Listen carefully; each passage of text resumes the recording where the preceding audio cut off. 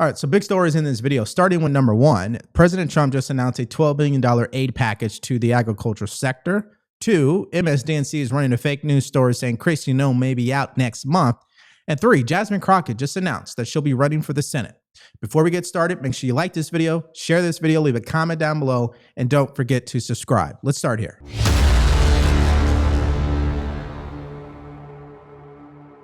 Well, let's talk about the president's new plan to help American farmers end this affordability push. Fox News chief political analyst Brit Hume joins us. Good evening, Brit.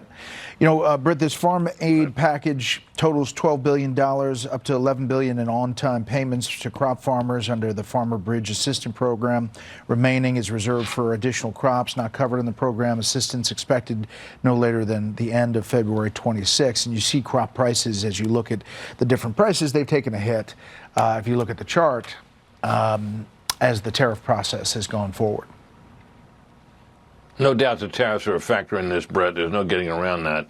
And it's put the president now in a position where he's got to try to help the farmers. They're calling it a bridge, but it's not a bridge loan. This is a subsidy. This 11 or 12 billion dollars are going to be paid out is simply money that's going to go into the pockets of these farmers who are hurting. I don't dispute that for a second, but it is a president who is otherwise mostly conservative on economic policies, engaging in a government program to try to bail out farmers who are hurt by his other program, that of course being the tariffs. All right, so this is the type of announcement that I would say is a big one, but it's also overdue. And it's a reaction from the damage, unfortunately, that the president's tariffs towards China has done to our agriculture sector. Now, that doesn't mean the tariffs that he implemented on China was actually wrong. We're talking about reality at this point. When you decide to use tariffs as a tool to negotiate or to trigger fair trade balances, the side effect at times is the country on the other side may retaliate. And that's exactly what they did to the agriculture industry. And I would say that's the industry that actually has been hit the worst. So this $12 billion aid package, like I stated, is actually overdue and is much needed. Now, let's first look at what CNN is saying, particularly the president of the National Black Farmers Association. Here's his take. So how is this $12 billion bailout potentially going to help you? Well, first I want to comment on the president. He said something about all this happened on the Biden administration, which is totally false. Agriculture in this country has been in a complete turbulence and turmoil in this country since the president got elected. He didn't talk about farm suicides, farm bankruptcies, farm foreclosures, are all up under his watch. And I want to remind the president that we're in the position that we're in such a bad, devastated position in this country because of his tariffs. So I wanted to clean that up from just listening to his comments. All right. Well, John Boyd Jr. is being disingenuous. He's complaining about a symptom to his overall issue as a farmer. President Trump is a symptom. He's not the root cause. The root cause is that the agriculture industry in America is broken. How do we know that for a fact? Well, go back to 2013. That was when net income was at its highest level for farmers out there. Today, it's reversed, meaning most farmers out there are operating in debt. They're not actually making money. They're operating in the red, okay? Because the cost of owning a farm and operating one, there's not a lot of return on investment with that today. It just costs too much money. Now, unless you're in specialized crops or things like that, but generally speaking, across the board, the industry is already broken. Okay, so the easy thing to do is to blame the president because of his tariffs. The tough thing to do is to tell people the truth about the industry. And that's exactly what's going on. And what the president's been talking about is something he talked about back in October. This isn't something new. It's just something that the farmers have not received. And I just done a little reading on this, and it said this proposed $12 billion will not reach farmers until February. And we need the aid now. We was promised the aid back in October. He said he couldn't do it because the government was shut down and all of these things. He had a meeting today with farmers at the National Black Farmers Association with our 150,000 members, wasn't even invited to, and we're farmers too. Okay, well, we know why the president was not able to pay them out in October. I mean, he wasn't even able to pay out SNAP benefits, so he definitely wasn't going to be able to do that. But at any rate, let's just look at the numbers. Current data indicates that over half of all U.S. farm households report a financial loss from their farming operations in any given year. If you look at the most recent data, 2024 estimates, the median income earned strictly from farming was approximately negative $1,830. This means the typical American farm loses money on the crops or livestock it raises. Now, why is that important for me to share that with you? Well, because the $12 billion is nothing to scratch your head about. In fact, the guy sounds like he's ungrateful that the president is at least finally doing something about it. But overall, I think the better question is what can be done to save the industry, because it's going in the wrong direction. I think that's a fair assessment to make here. Maybe I'm wrong. Maybe some of you guys are actually in farming in your own states. I mean, this is just information I gathered from people I grew up with. But you guys share your own experience in the comments section below. Now, let's go to this clip. This happened at his cabinet meeting where he did have a farmer sitting next to him. She was complaining about countries that are ripping her off in that industry, destroying her particular niche, which is rice. And here's what he had to say. But we need to double down because you want more. I mean, well, they're cheating, right? They're they're just subsidizing and then India. Tell me about India. Why is India allowed to do that? They have to pay tariffs. Do they have an exemption on rice? No, sir. We're still working on their trade deal. So yeah, but they should be dumping. I mean, I heard that from others. You can't do that.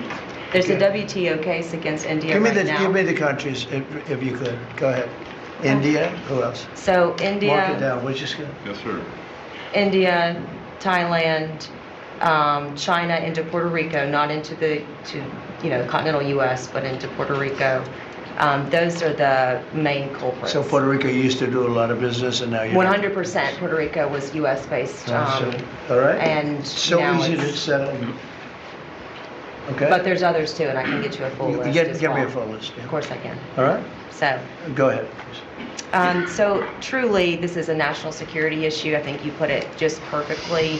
And so I want for all of us in the room to know that rice is more than just a commodity. It's a currency in many of these countries. And you love rice, right? I love rice.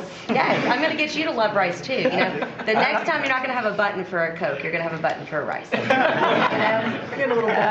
I mean, clearly there's so much going on in our country, and that's why I have to deliver this urgent reminder. The Medicare enrollment period is ending soon. This means you have until December 7th to pick a plan for 2026. It's no secret that Medicare enrollment process is confusing, and I think it's on purpose because brokers are looking to make more money, which means you could potentially be on the wrong plan. Question, wouldn't it make sense to speak to a trusted advisor today?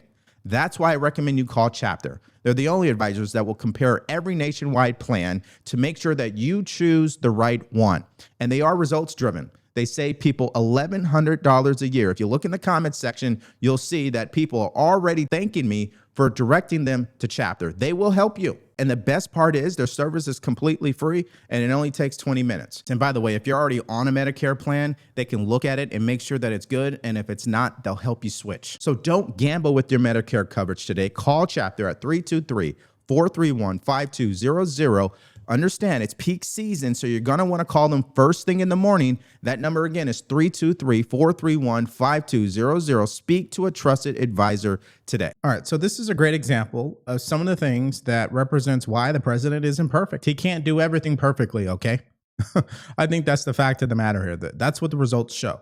Unfortunately, due to his tariff plan, his strategy, his belief in tariffs, the one industry that got hit the worst has been the agriculture industry. And now this $12 billion package is a way to subsidize that industry and keep it from falling off a cliff. Now, that does not erase the underlying issues with the industry as a whole. They already got problems, okay? But when you attack on tariffs on top because China doesn't play fair, now you got some real issues for them, and it happens pretty quickly. So it's a huge announcement, and I think it's better than the president doing nothing.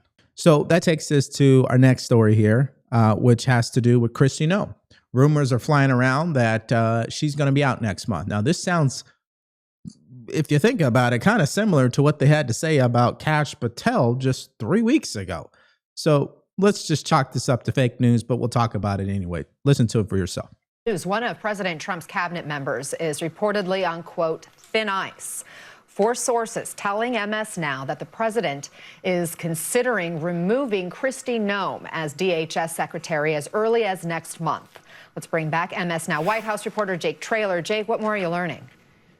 Yeah, Anna, that's right. Those words, very thin ice, that came from a White House official yesterday in reference to Kristi Noem, who's the Secretary of the Department of Homeland Security, also an incredibly adamant Trump supporter. Now, at the center of her ousting is the Deputy Chief of Staff to the White House, Stephen Miller, who focuses on policy and homeland security. The frustration from Miller to want to oust Kristi Noem is twofold, a White House official tells me. The first part of that is that there is really growing frustration around her inability to build out detention facilities. The big, beautiful bill that was passed earlier this year had $45 billion allocated to Noem to oversee the building out of these immigration enforcement facilities. Miller has grown increasingly frustrated that she has not done that in the efficient time that has been allocated.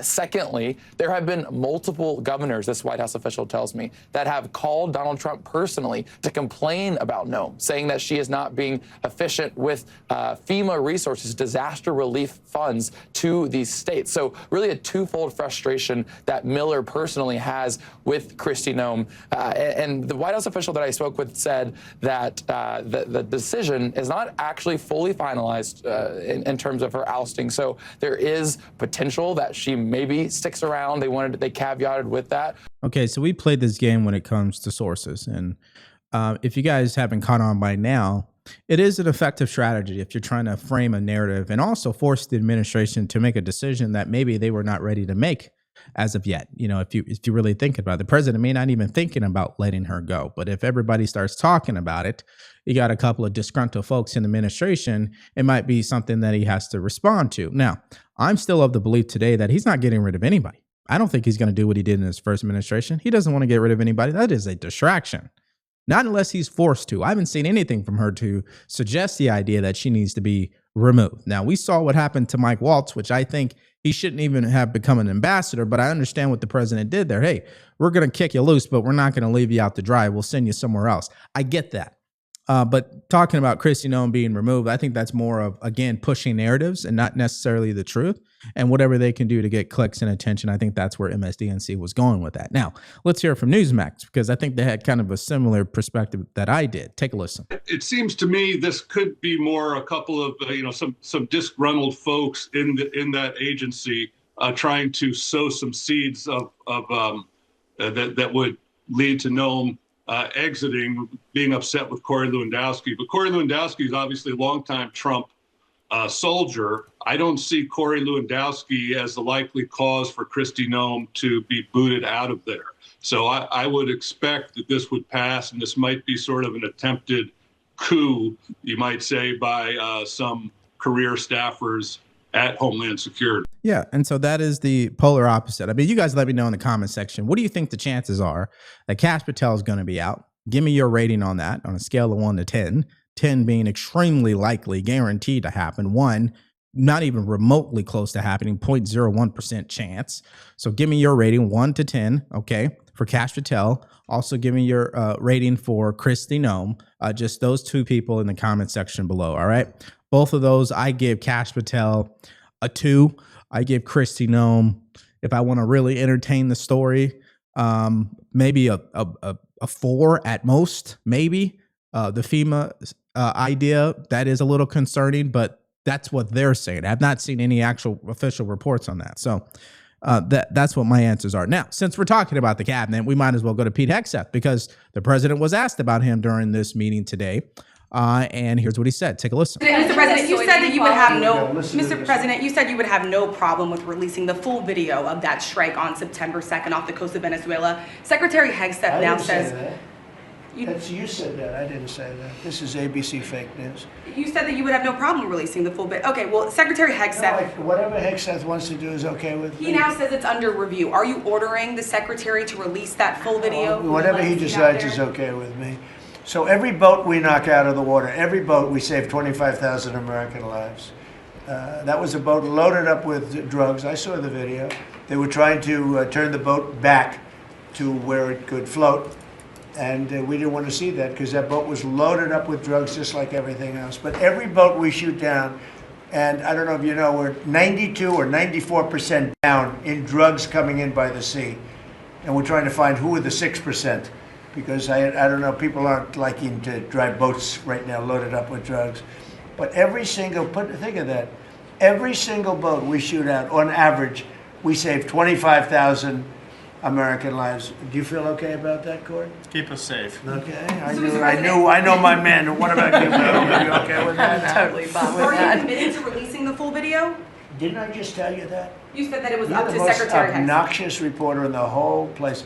Let me just tell you, you are an obnoxious, actually a terrible reporter, and it's always the same thing with you. I told you, whatever Pete Hegseth wants to do is okay with me. Okay, so I don't know about you, and maybe it's because of the military in me. I wouldn't even talk to Joe Biden in that tone. I get that as reporters, you have to kind of speak over each other. I get it. You kind of have to be assertive. But once you're talking to the president of the United States, can you have a little bit more respect and tactfulness, especially with your tone? I mean, I don't know. And the interesting thing is they're shocked when he reacts the way that he does is because the president is a person who likes to match energy. If you come at him crazy, he's going to respond to you crazy. That's just who he is. He's very transparent about that. So you'd think by now, using emotional intelligence, they would understand exactly how to get what they want from the president. If you want to get the most transparent answer from the president, it isn't by trying to trigger him and piss him off. It's actually by showing a bit of respect for a change. I don't know, but maybe I have it wrong. But let me just show you an example of how this ABC News reporter just fails to follow that advice. Take a look. Midterms, and I just have a quick question. There's at least 20 House Republicans who have either said they're going to retire or not run again. Do you have any Democrats concerns also. about the And Democrats Right. also. Do you have Well, any? why don't you mention them? How many Democrats are going to retire? How many Democrats? Well, that's what I was going to ask you. But why don't you tell me the number of Democrats too? You tell me Are about. you concerned about the narrow margins? And No, I'm not concerned. I think we're going to do Congresswoman well. Elise Stefanik is among them, and We will have the Nassau greatest County economy. Bruce Blakeman, who you know as well, is considering running for We're going governor. to have the greatest economy in history. How many Democrats are retiring? How come you only know the Republicans but not the Because I Democrats? came prepared to ask you a question about. No, you're unprepared because you should know the Democrats. You're totally unprepared. Go ahead. Well, can I ask a quick follow-up Who about? you with? I'm with New York Newsday, and I also have a quick follow-up. Congresswoman Elise Stefanik is among those who is running for New York great. governor. She's great. Bruce Blakeman, who you also know He's is also Nassau great. County. Are you planning on making any Well, endorsements? I'll think or about it, having any but he's choices? great and she's great. They're both great people. We have a lot of great people in the Republican Party. Go ahead. Now, it is concerning that you have a great number of Republicans and Democrats. I mean, the number is almost 60 at this point on both sides of the aisle in total that have already announced that they will not be seeking re-election. Now, if you actually run the numbers, that's not surprising. Did you know that every midterm election, somewhere between 40 to 70 total people in Congress have not run for re-election? So that's nothing new. Now, the question is, are these moderate Democrats?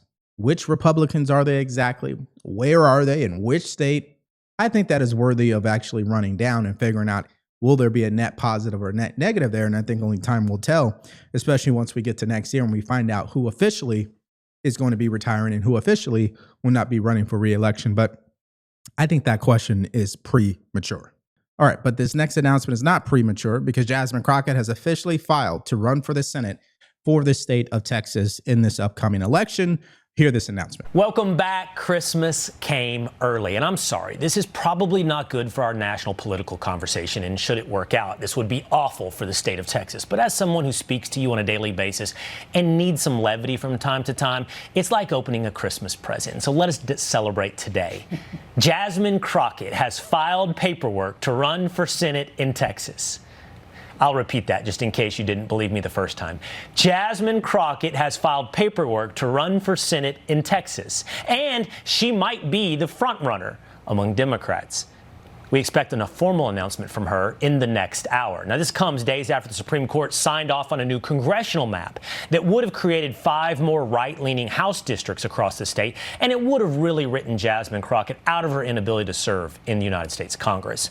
Now, who is she running against? Well, this morning, former congressman and previous candidate for Senate in Texas, Colin Allred, also a football player from Baylor, out. He dropped out. That leaves one of our favorites here at the Will Cain Show, running against Jasmine Crockett. It is noted moralist and liar, State Representative James Tallarico. Tallarico saying, quote, "We're building a movement in Texas fueled by record-breaking grassroots fundraising and 10,000 volunteers who are putting in the work to defeat the billionaire mega donors." Parentheses, insert from Will Kane, who I also take money from. James Tallarico taking big money from billionaire donors while saying getting billionaires out of politics. He says this movement is about unity, though, over division, unifying with billionaires. Congresswoman Crockett is welcomed into this race. I'm not too sure you guys are aware of this, and I'm only aware of it because Tallarico has actually been in the national spotlight a couple of times. He's the guy who actually was pushing to get the 10 Commandments removed from the school classrooms in Texas. He's totally against that. At any rate, he's currently serving as a state Texas representative, so he's definitely entrenched here when it comes to Texas politics. The difference between him and Jasmine Crockett is clearly nationally she's much more known. So it's going to be interesting to see how that entire primary works out for that particular race. But I will say this. I'm not shocked that she's deciding to do this because she's forced to do it. Remember, because of the congressional district maps, she was essentially fired, ladies and gentlemen. So she has no choice but to run for Senate at this point. It just is the next logical step. It makes sense. Okay. Will she be successful? I don't believe so. Will she have a great chance? I think so. Absolutely. I think they're going to put a lot of money behind her. No question. So what is her opening statement and the case that she's willing to make for the voters out there? Listen to it for yourself. How about this new one they have? Their new star, Crockett. How about her? She's the new star of the Democrat Party, Jasmine Crockett. They're in big trouble. But you have this woman, Crockett. She's a very low IQ person. I watched her speak the other day. She's definitely a low IQ person. Crockett. Oh, man. Oh, man. She's a very low IQ person. Somebody said the other day she's one of the leaders of the party. I said, you got to be kidding. Now they're going to rely on Crockett. Crockett's going to bring them back.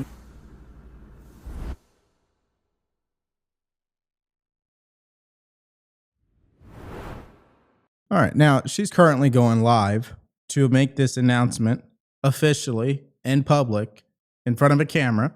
That video you just saw was trying to leverage the rhetoric from the president. Quite frankly, I don't think it's going to work. Some people believe it's a smart idea to attack the president in a way to garner votes as a Democrat. I think the way that the Democrat is currently constructed, that is a smart play to do because that's all they know is to attack the president. The problem is it continues to do the same thing that got him in trouble to begin with, which is they obsess too much about the president and they're not obsessed with actually helping or serving or fighting for their constituents. They're only concerned with fighting against the president. Now, of course, here's an example of someone encouraging that type of behavior. Take a listen. Think of that launch video. I love it. Good for her. It's different, right? I mean, this is in this media environment, you got to break through, and that's one way to break through. And she clearly understands, at least to start in a primary, right? You got to raise money. And how do you raise money? You raise money by saying, this is the guy we're going to be fighting against, right? So I thought it was great. I love it. And quite frankly, as a conservative, I love it too. We need people like Jasmine Crockett to be the loudest and to speak on behalf of the Democrat Party and to run for elections. I think we need more of her. I'm being serious because I think this is the direction the party is going.